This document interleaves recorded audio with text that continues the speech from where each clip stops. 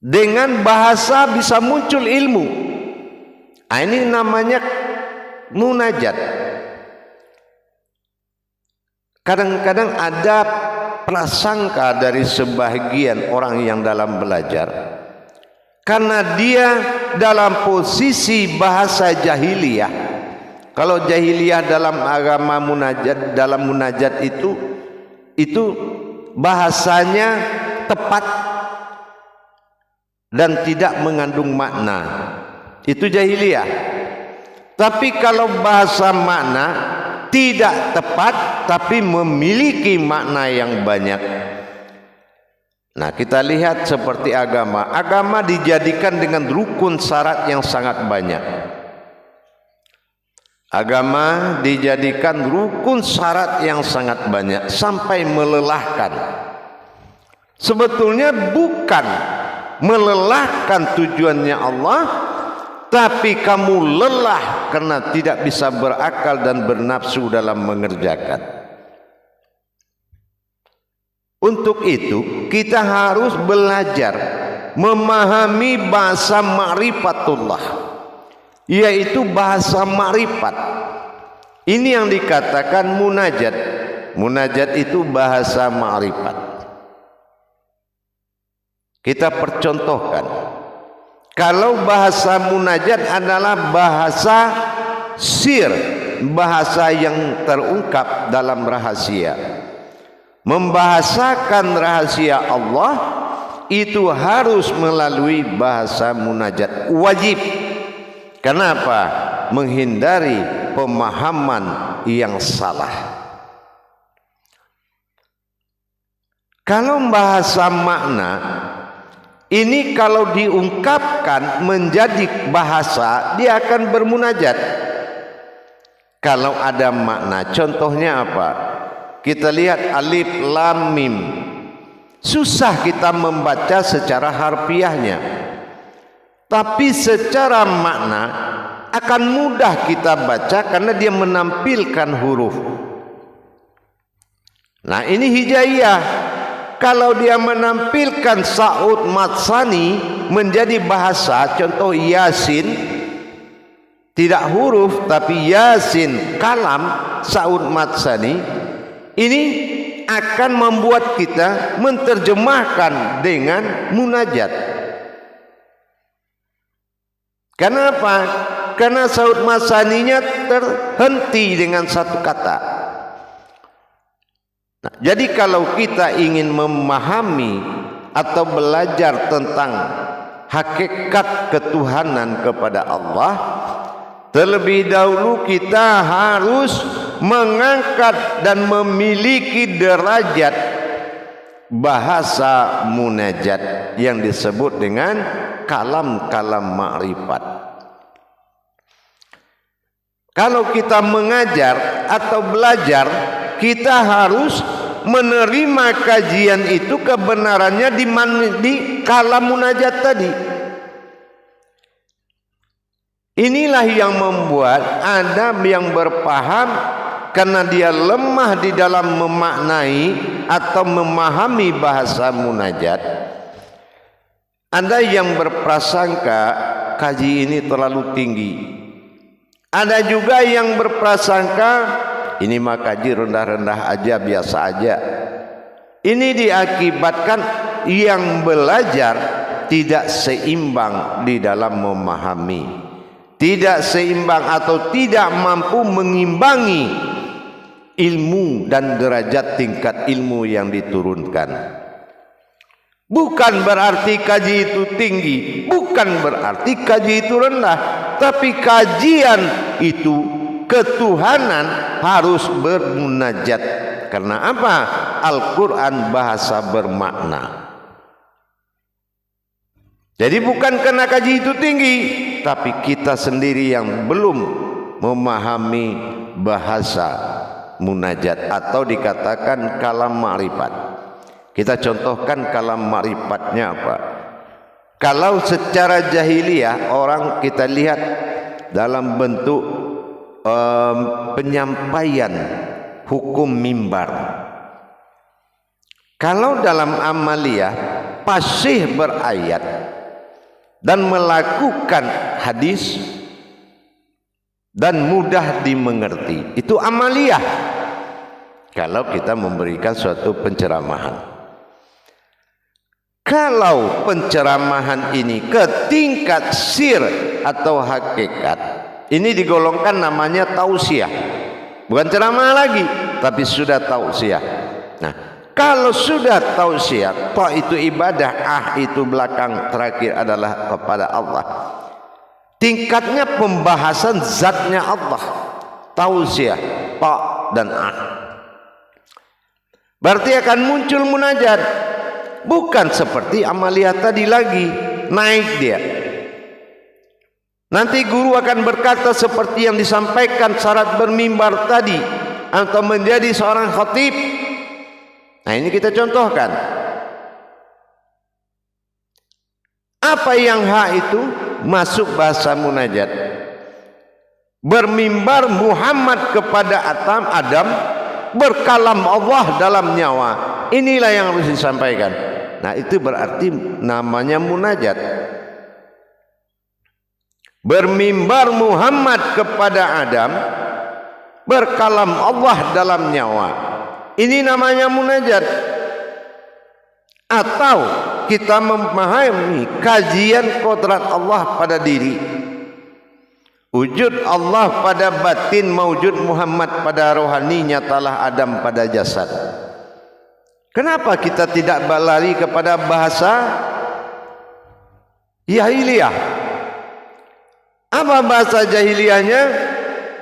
Allah dalam diri kita, dah. Biasa yang bicara itu kan Muhammad, yang terlihat itu Adam itu, dah.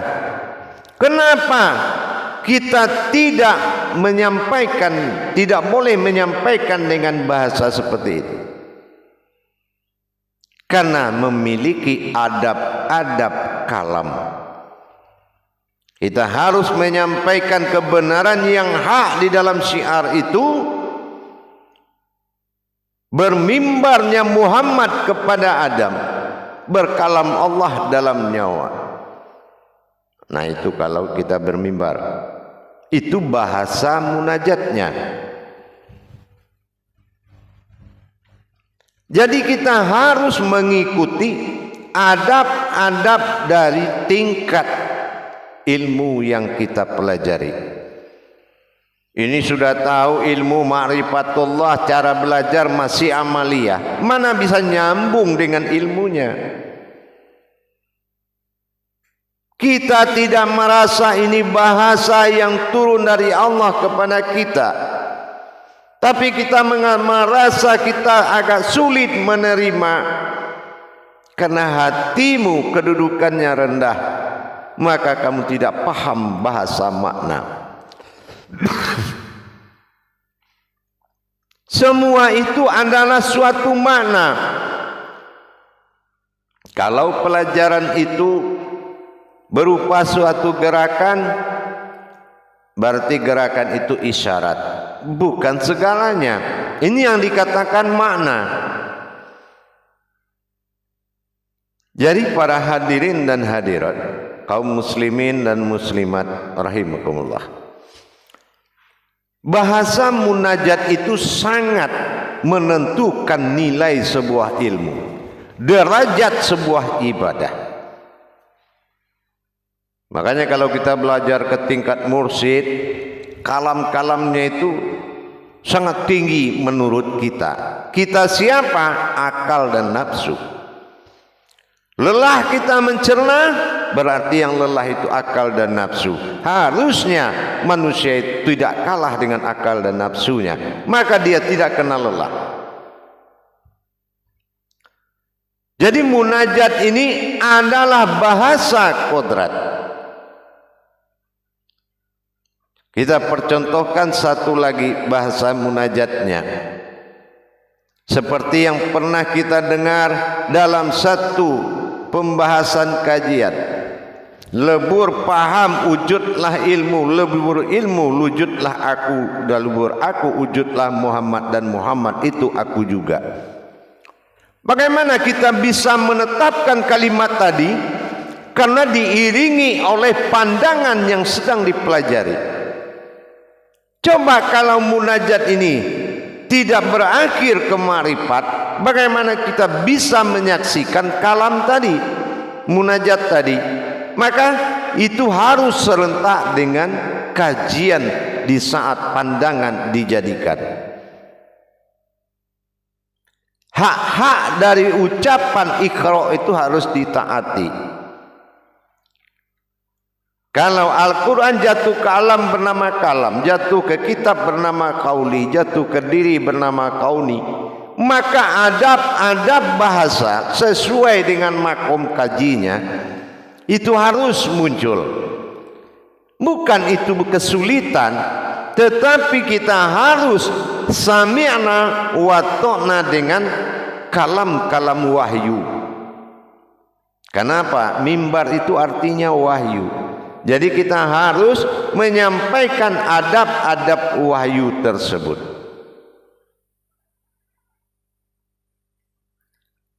Inilah yang menjadi benturan bagi orang yang belajar atau yang menerima. Kenapa?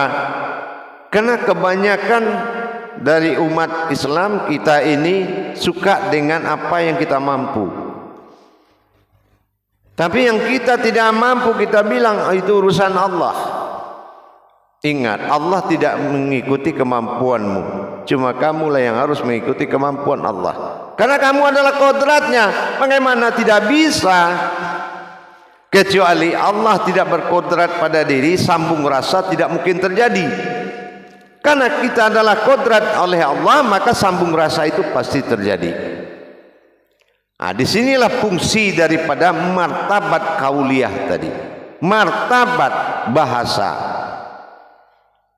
Jadi bahasa ini memang ada adabnya, tidak semua orang bisa menguasai. Harus sesuai dengan makom ilmu di dadanya dulu. Kalau di dadanya belum martabatnya sampai ke tingkat rahasia, maka wahyu ilham tidak akan datang menghampirinya. Irhas tidak datang wahyu menghampiri batin. Laduni tidak datang wahyu menghampiri sifat. Diakibatkan oleh apa? Kedudukan kajian sudah menuntut kedudukan kalam. Harusnya mengikuti kalamnya. Makanya tidak mudah kita mencari sebuah kebenaran. Kalau hanya kebenaran ini setingkat kepada sifat, maka kebenaran ini sudah selesai di amaliyah. Tapi kalau kebenaran ini sudah ke hakikat, ini butuh wujud-wujud kodrat yang mengikuti. Ibarat kalau kita mengkaji ma'rifatullah, bagaimana cara mengenal Allah, tidak akan ada kajiannya. Tapi mana kodrat yang akan mengenal Allah, itu ada, bisa dibahas. Karena tidak ada yang bisa kita jadikan suatu ilmu untuk mendampingi atau mendatangi Allah, melainkan kita wajib mewujudkan kodrat Allah dalam diri. Karena diri sudah ada, berarti Allah pun sudah ada. Karena diri sudah hayat hidup, maka Allah lah yang hidup dalam diri. Jamaah yang dirahmati Allah rahimakumullah. Inilah adab-adab kalam dalam belajar dan mengajar.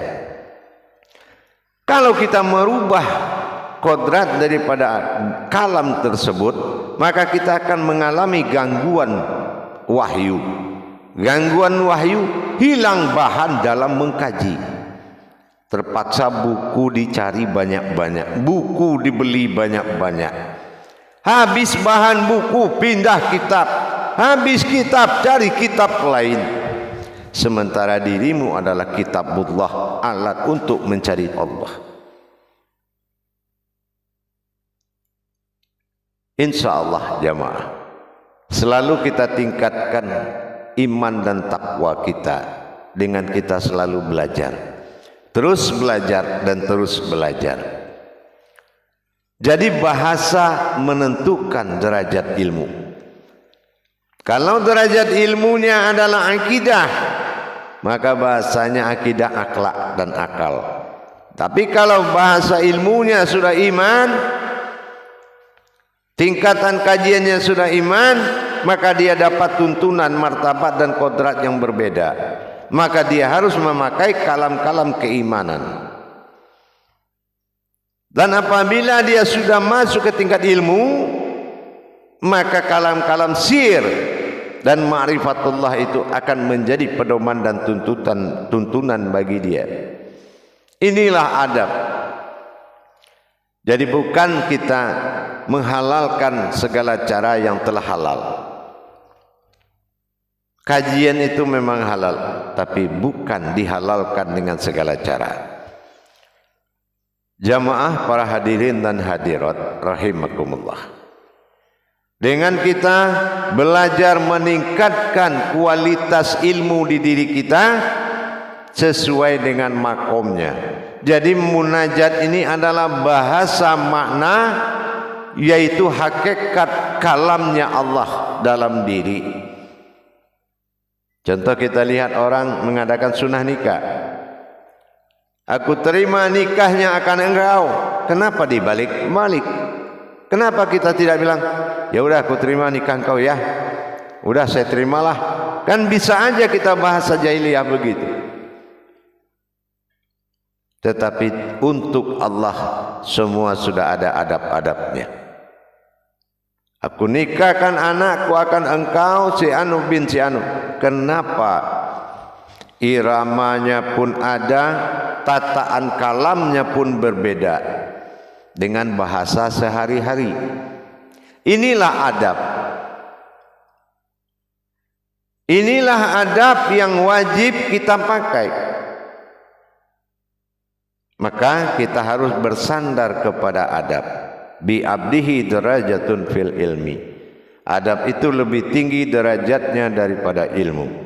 Itulah munajatnya Allah.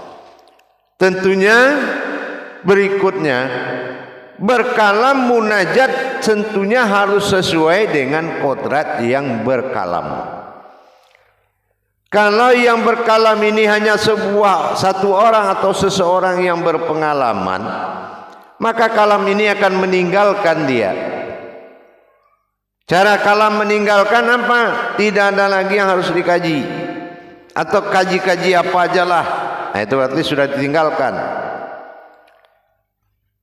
Kebenaran Allah ini meliputi sekalian alam. Baik kamu mulai dari akal, Allah juga tahu. Mulai dari akidah, Allah juga tahu.